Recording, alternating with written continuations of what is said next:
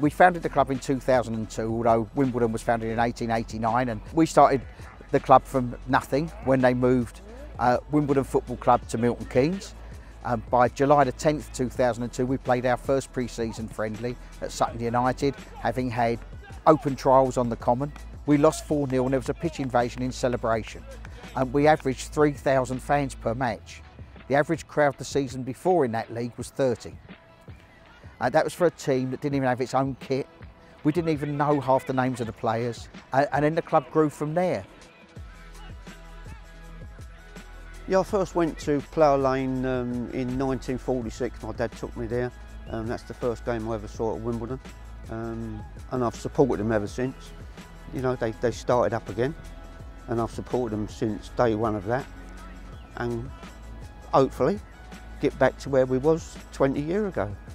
The best thing that we ever did was buy Kings Meadow, and that enabled us to do loads of different things, and that included getting involved with groups like High Path, community events, forming a community football scheme, forming eventually a foundation, and progressing into the Football League. High Path is a community resource centre in South Wimbledon for adults with learning disabilities. We have about 40 people that come to the centre, and we have another sideline which we call the Outreach, which is people with a learning disability live in the borough, which take them out to pubs, to the theatre, to the gym, and to watch AFC Wimbledon. I like the manager. I hope we go to the top part, #1, and get loads of points. The club itself, as a community club, we're owned by our fans. And that's what people don't realise. With a club like ours, we encompass everything and embracing every part of that community. And we do that, really, really incredibly well, and have done from day one.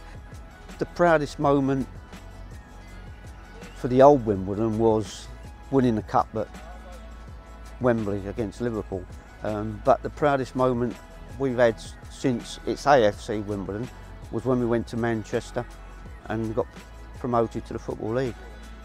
When I first went to Wimbledon, when I was a little lad, we were in the Southern League. We were a rubbish team in non-league football. We were not doing very well at all. 10 years later, we won the FA Cup. So who now can tell us what to dream or tell us where we're going to be by the time we get to the ripe old age of 150? Because my guess is that we could be absolutely anywhere.